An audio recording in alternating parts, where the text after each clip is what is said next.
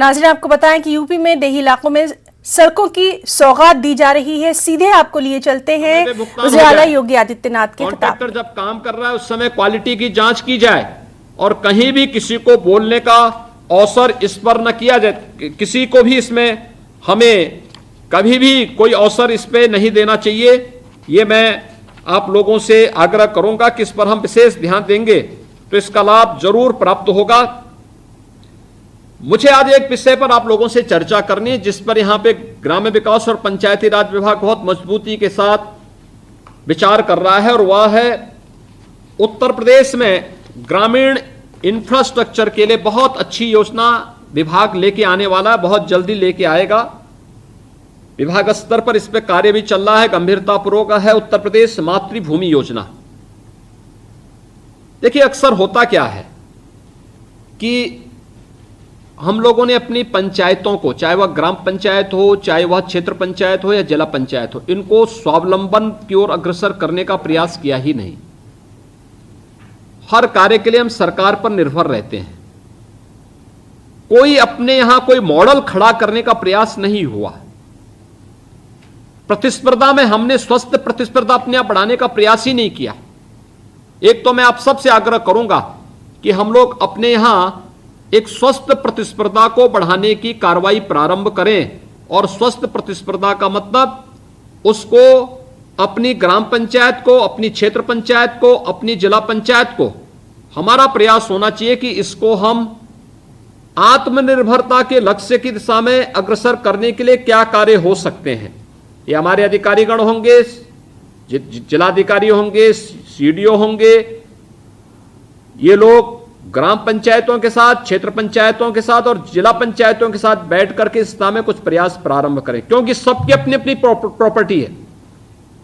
ये प्रॉपर्टी बहुत बार होता क्या है कि कोई भी कब्जा कर लेता है, इसलिए हमारा ध्यान होना चाहिए कि हम इस पर विशेष ध्यान दें कि इस प्रॉपर्टी को खुर्द-बुर्द न करने दें, इस पर अवैध कब्जा न होने दें, बल्कि इस प्रॉपर्टी का उपयोग हम कैसे इस बाते में कर सकते हैं कि ये सभी कार्य इन सब पर जो कार्य खड़ी हो उसको इस संस्था की इनकम के साथ उसको जोड़ा जा सके, और जो से इनकम हो फिर उसको विकास के साथ जोड़ा जा सके। एक इस दिशा में प्रयास।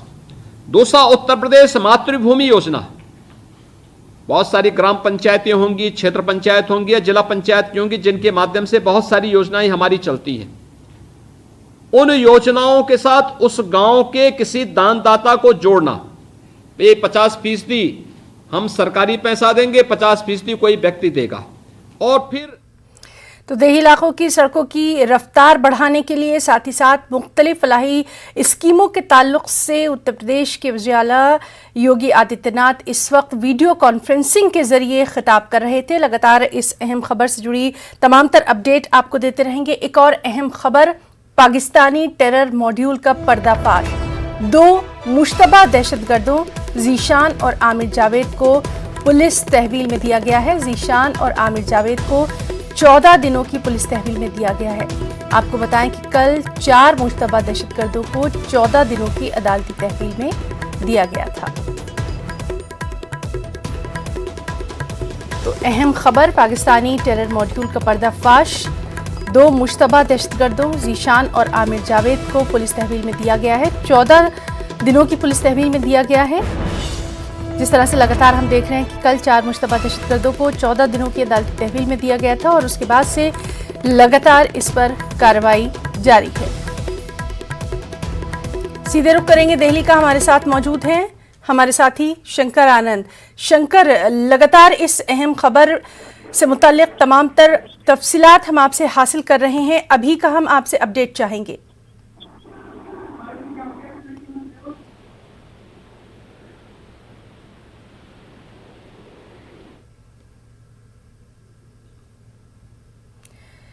शंकर, आपको हमारी आवाज आ रही है? तो नाज़रीन, हम बात करने की कोशिश कर रहे हैं हमारे नुमाइंदे शंकर आनंद से। शंकर, आपसे मजीद तफसीलात चाहेंगे, अभी इस मामले में क्या कुछ कार्रवाई? देखिए, दिल्ली पुलिस की स्पेशल सेल ने जिस तरह से 6 लोगों को गिरफ्तार किया था, जिसमें कि 4 आरोपियों को कल ही पेश कर दिया गया, जिसमें कि उन लोगों को 14 दिनों की रिमांड मिली है और दिल्ली पुलिस स्पेशल सेल 14 दिनों की रिमांड में लेकर आगे की पूछताछ कर रही है। और 2 अन्य जो आरोपी हैं जो लखनऊ में थे, लखनऊ से लेकर अब स्पेशल सेल की टीम आज दिल्ली पहुंची और तकरीबन 35 मिनट पहले उसे दिल्ली स्थित जो पटियाला हाउस कोर्ट है वहां पे पेश किया गया और उसकी आगे की रिमांड लेकर के फिर अब आगे जो पूछताछ की प्रक्रिया है उसमें बाकायदा तमाम चीजों को जानने का प्रयास किया जाएगा कि किस तरह से राजधानी दिल्ली, उत्तर प्रदेश, महाराष्ट्र, राजस्थान समेत देश के कई अन्य दूसरे इलाकों में एक बड़े आतंकी वारदात को अंजाम देने की एक साजिश रची जा रही थी। इस मामले में किस तरह से इन संदिग्ध आतंकियों का जो कनेक्शन जिस तरह से अंडरवर्ल्ड डॉन दाऊद इब्राहिम के भाई अनीस इब्राहिम के साथ में जुड़ रहा था, तो वो क्या मसला था और किस तरह से अनीस इब्राहिम इन लोगों को निर्देश दे रहा था, इन लोगों के साथ में जुड़ा था और जिस तरह से उसका मुंबई कनेक्शन निकल के आया है कि मुंबई में रहने वाले कुछ अन्य जो दूसरे आरोपी हैं उसके साथ में लगातार अनीस इब्राहिम टच में था। और इस मामले में एक और मैं नाम लेना चाहूंगा, मुंबई से गिरफ्तार मोहम्मद शेख। जो मोहम्मद शेख के बारे में जिस तरह से जानकारी मिली कि पिछले कुछ दिन पहले ही वो उत्तर प्रदेश आया था और उत्तर प्रदेश आने के लिए जिसने उसकी टिकट की व्यवस्था की थी उसका नाम है अजहर। अजहर को अभी धारावी पुलिस स्टेशन जो है मुंबई की वहां पे लाया गया। शंकर, तो लगातार तमाम तर अपडेट हम आपसे लेते रहेंगे। इस तफसीलात के लिए बहुत बहुत शुक्रिया। दिल्ली की स्पेशल टीम ने मुल्क भर की कई रियासतों से मुश्तबा दहशतगर्दों का मुबैना तौर पर पर्दाफाश किया है। इस जिम्न में यूपी के कई अजला में भी छापे मारे गए हैं। प्रयागराज के बाद कानपुर के मुश्तबा दहशतगर्दों का एक बड़ा कनेक्शन बताया जा रहा है। मुश्तबा दहशतगर्द उसामा के चचा हमीद के ससुराल के बारे में कहा जाता है कि वो कानपुर के रवातपुर गांव के रोशन नगर में हैं, जहां एटीएस ने रात गए तक छापेमारी की। फिलहाल जराये के मुताबिक एटीएस ने यहां डेरे डाल रखे हैं और हमीद को अभी तक पकड़ा नहीं जा सका है।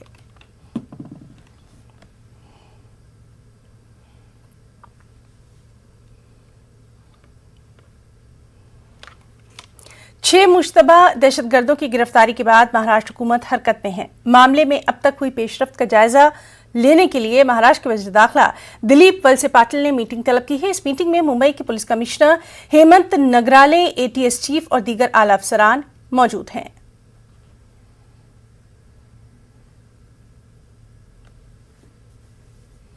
मुंबई से गिरफ्तार मुश्तबा शख्स के बारे में महाराष्ट्र के अपोजिशन लीडर देवेंद्र फडणवीस का कहना है कि एक संजीदा मामला है। मुल्क में 6 दहशतगर्दों की गिरफ्तारी और उनमें से एक की मुंबई से गिरफ्तारी खतरे की घंटी है। बात है जिस प्रकार से देश के अंदर और विशेष रूप से मुंबई जैसी जगह आतंकवादियों का पकड़ा जाना ये खतरे की घंटी है। मुझे लगता है कि इसमें बहुत ज़्यादा ध्यान देने की आवश्यकता है और ऐसे जो लोग घुसे हुए हैं आतंकवादी बनकर कहीं कहीं बैठे हुए ऐसे लोगों को ढूंढना बहुत ज़रूरी है, क्योंकि अब हम ऐसी घटना नहीं होने देना चाहते। ऐसे लोगों को बिल्कुल ख़त्म कर देना चाहिए। तो नाज़रीन, लगातार हमारी नज़र बनी हुई है जिस तरह से वहाँ पर आज अहम मीटिंग भी होना थी जिसमें महाराष्ट्र के वज़ीर दाखिला दिलीप वलसे पाटिल शामिल रहे। उनके साथ तमाम आला ओहदेदारान भी वहाँ पर मौजूद रहे। 6 मुश्तबा दहशतगर्दों की गिरफ्तारी के बाद महाराष्ट्र हुकूमत हरकत में है। तमाम तर हालात का वहां जायजा लिया जा रहा है और अहम मीटिंग भी महाराष्ट्र के वज़ीर दाखिला दिलीप वलसे पाटिल ने तलब की है। मजीद तफसीलात के लिए सीधे रुख करेंगे मुंबई का। हमारे साथ मौजूद हैं हमारे नुमाइंदे प्रशांत पांडे। प्रशांत, आपसे जानना चाहेंगे जिस तरह से अब महाराष्ट्र में भी लगातार तमाम तर हालात का जायजा लिया जा रहा है, खासतौर पर जो दिलीप वलसे पाटिल हैं उन्होंने अहम मीटिंग तलब की जिसमें तमाम आला ओहदेदार मौजूद रहे, आपसे तफसीलात चाहेंगे। जी बिल्कुल, देखिए इस बैठक में जो है एटीएस के चीफ साथ ही साथ मुंबई पुलिस कमिश्नर वहां पर मौजूद हैं।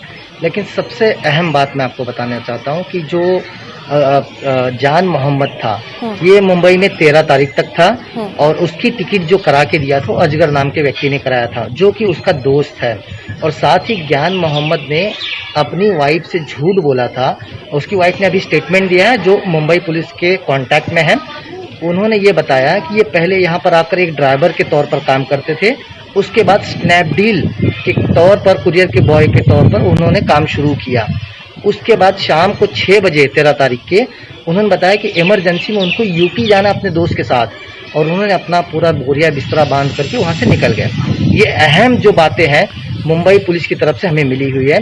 खास तौर पर देखा जाए तो डीसीपी 5 यानी जोन 5 के जो डीसीपी हैं प्रणय अशोक अभी खुद धारावी पुलिस स्टेशन पहुंचे हुए हैं। अजगर जिसने ज्ञान मोहम्मद की टिकट कराई थी रेलवे की, उसको गिरफ्त में लिया गया, उससे पूछताछ की जा रही है। दूसरी तरफ मैं आपको अहम बात बताऊं कि मंत्रालय में जो बैठक चल रही है उसमें कमिश्नर साथ साथ एटीएस चीफ और आला अधिकारी वहां पर मौजूद हैं। लेकिन ग्राउंड लेवल की जो बातें हैं कि वो धारावी में किनके संपर्क में था या और यूपी में कौन से ऐसे लोग हैं जो इनके संपर्क में थे, इन सारी चीजों को लेकर के जो डीसीपी जो है अशोक प्रणय वो खुद जो है पूछताछ कर रहे हैं।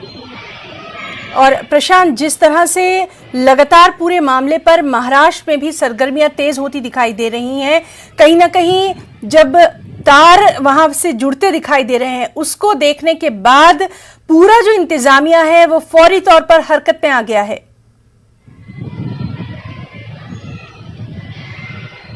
बिल्कुल, देखिए ये चौंकाने वाली बात है कि एक आतंकवादी अगर मुंबई शहर में आके रह रहा है और मुंबई पुलिस को उसकी भनक तक नहीं है। हालांकि उसके बाद दिल्ली की जो टीमें आती हैं उसको गिरफ्तार करती हैं। हालांकि उसको एमपी से गिरफ्तार किया गया, ये बातों की पुष्टि अभी तक पुलिस की तरफ से नहीं की गई है। लेकिन मुंबई में रहना, उसका टिकट मुंबई का बंदा करा के देना और साथ में वो कहीं पर काम करना, यानी ये 3 ऐसी चीजें हैं। अगर वो ड्राइवर था तो किसका था, ये बड़ा सवाल खड़ा होता है। क्या उसको पता नहीं था इसकी प्रोफाइल क्या है, क्या ये कहीं पे काम नहीं करते थे? दूसरी बात, स्नैपडील पर किस बेसिस पे जॉब पे लगे हैं, स्नैपडील पर किसको रिपोर्टिंग करता था, ये वो चीजें हैं। तो लगातार तमाम तरह हालात पर नजर बनी हुई है और आपसे भी हम अपडेट लेते रहेंगे। बहुत बहुत शुक्रिया प्रशांत आपका।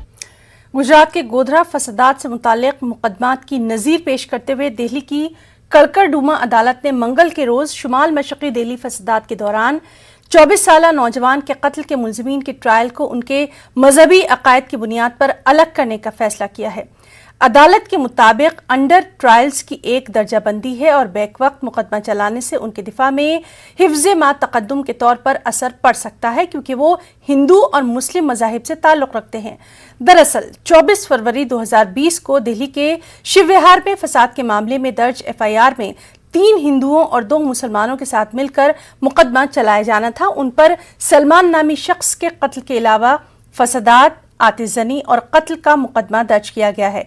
जब अदालत में एक अजीब सूरत हाल पैदा हो गई थी कि क्या मुख्तलिफ मज़ाहिब से ताल्लुक़ रखने वाले अफराद के मामले की बैक वक्त हो सकती है, जिन पर 2 अलग अलग साजिशों में शामिल होने और गैर कानूनी तरीके से जमा होने का इल्ज़ाम है।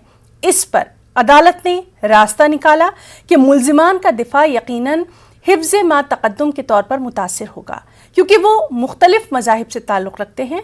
अदालत ने फ़र्द जुर्म आयद करने के बाद केस को अलग से सुनने का फैसला किया है। हमारे साथ दिल्ली से मौजूद हैं हमारे नुमाइंदे सुशील पांडे। सुशील, बेहद अहम ये मामला है और दिल्ली की कड़कड़डूमा अदालत ने अब इस मामले पर एक नज़ीर पेश करने की कोशिश की है, आपसे तफसीलात चाहेंगे।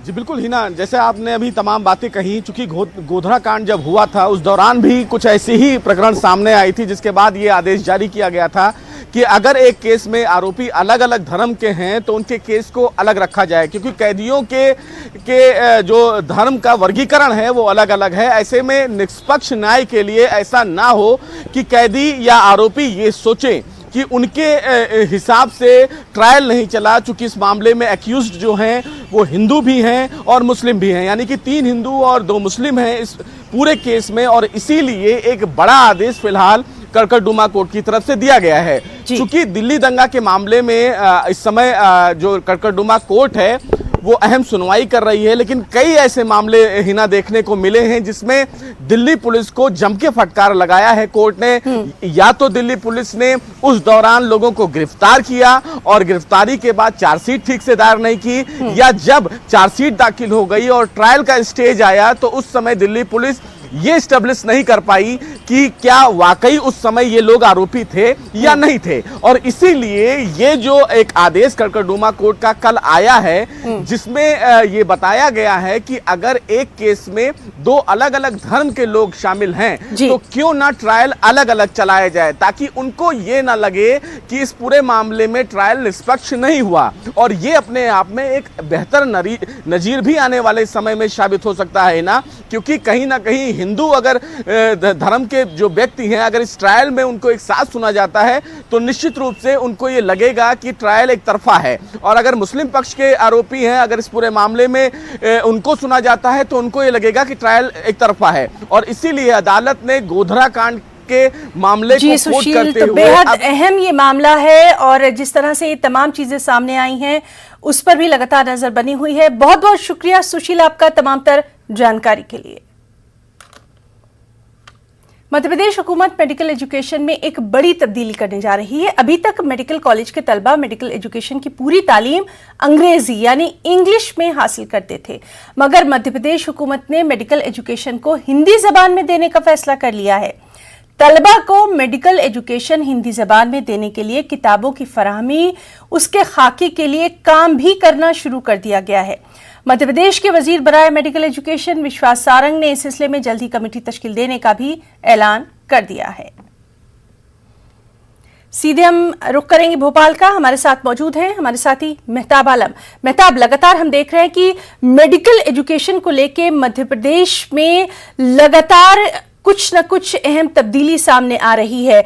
अब जिस तरह से ये पूरा मामला सामने आया है कि हिंदी में तालीम देने का फैसला किया गया है, क्या कुछ ये पूरा मामला है और इस पर सियासी तौर पर क्या कुछ रद्द-ए-अमल? है बता दें, सियासी तौर पे अगर बात करें तो हुकूमत के फैसले की कोई जो है साफ तौर पर मुखालफत नहीं कर रहा, लेकिन तलबा में इस बात को लेकर तशवीश पाई जा रही है। तलबा का कहना है कि अगर जो है हिंदी में मेडिकल एजुकेशन होगी तो उनका मुस्तकबिल तारीख हो जाएगा, क्योंकि हिंदी की अगर वो पढ़ते हैं MBBS उन्होंने कर भी लिया तो मध्य प्रदेश के बाहर अगर उनको MS करना है या दूसरे हायर एजुकेशन में जाना है तो वहाँ पर उनके पास एजुकेशन के लिए दूसरा ऑप्शन नहीं होंगे। क्योंकि उनका ये भी कहना है कि हुकूमत ने ऐलान तो जरूर कर दिया, लेकिन अभी उनके पास किताबें नहीं है, लिटरेचर नहीं है और तमाम चीज़ों की टर्मिनोलॉजी को तैयार करने में एक अच्छा खासा वक्त लगेगा। इस पर हमारे साथ बातचीत करने के लिए बहुत सारे तलबा मौजूद है। फरहान, इस मामले को किस तरह से देखते हैं? सरकार के इस फैसले का बहुत बहुत स्वागत है कि हिंदी भाषा को वो लागू करना चाह रहे हैं, मगर सरकार ने इस पर ना तो कोई तैयारी की है ना इस पर कोई गौर किया है। फॉर एग्जांपल, अगर हिंदी में कोई MBBS करता है और हाई एजुकेशन के लिए केरल या कहीं बाहर जाता है तो उसको काफ़ी परेशानियों का सामना उठाना पड़ेगा। दूसरा, अगर दवाएं हिंदी में भी लिख दें तो दवाएं मिलना मुश्किल है और उसके लिए कोई लिटरेचर की कोई तैयारी नहीं है, तो बगैर तैयारी की आदेश दे देना सरासर मतलब ये है कि गलती करना है मेरी नज़र में। सरासर गलती करना। यहाँ पर और भी स्टूडेंट, आप हुकूमत के फैसलों को कैसे देख रहे हैं? क्योंकि हुकूमत कह रही है हम इसके लिए एक कमेटी बनाएंगे और जो पाठ्यक्रम तैयार करेंगे। सर, कमेटी कब तक बनाएंगे? लिटरेचर को आने में कितना वक्त लगेगा? अभी तो सबसे बड़ी समस्या ये है कि हम हमारे शहर से अगर बाहर एजुकेशन हासिल करने के लिए जा रहे हैं तो वहाँ की हमें लोकल की भाषाएं तो बिल्कुल भी याद नहीं है। जी मेहताब आलम, तो लगातार जो तब्दीली की जा रही है उससे मुतालिक रद्द-ए-अमल पर हमारी नजर बनी हुई है। बहुत बहुत शुक्रिया आपका भी और आपके साथ खड़े मेहमानों का भी। कोविड-19 से बचना है तो वैक्सीनेशन बेहद जरूरी है। हैदराबाद के एक गणेश पंडाल से वैक्सीनेशन की अहमियत और इफादियत पर मबनी थीम को बड़े ही दिलकश, बड़े ही खूबसूरत अंदाज में कुछ यूं पेश किया जा रहा है।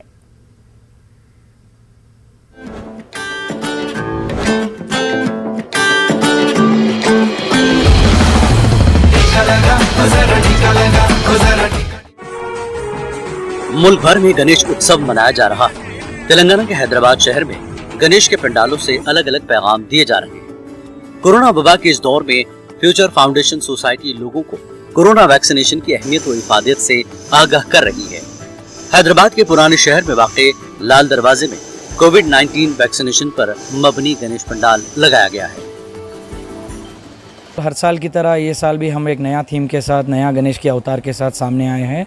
वो है वैक्सीनेशन गणेश 2021 का थीम, जिस पे कि विराजमान है बालाजी भगवान के अवतार में गणेश महाराज, साथ में दो मूषकराज।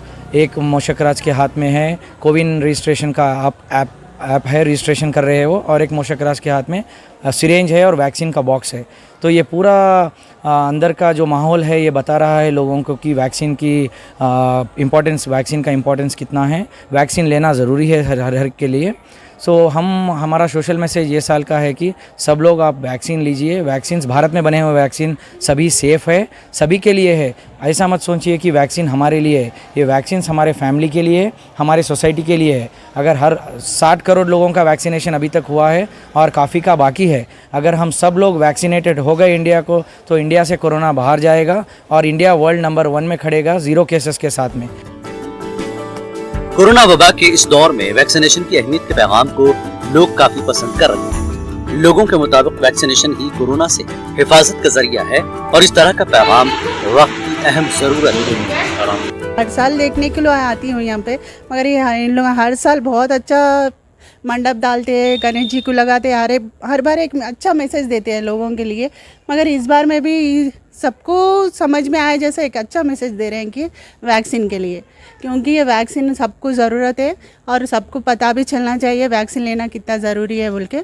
और ये जो लगाए ना, ये तो बहुत अच्छा है और सबको सपोर्ट भी होता है। ये लगाने से सबको पता भी चलता है कि इंसान को कितना ज़रूरी है ये वैक्सीन। फ्यूचर फाउंडेशन सोसाइटी इससे कबल गणेश पंडाल में केरल में आए सैलाब और दीगर आफात समावे की थीम पेश कर चुकी है। ताहम कोरोना वैक्सीन की अहमियत की थीम को काफी सराहा जा रहा है। न्यूज़ 18 उर्दू के लिए हैदराबाद से मोहम्मद अजीम की रिपोर्ट।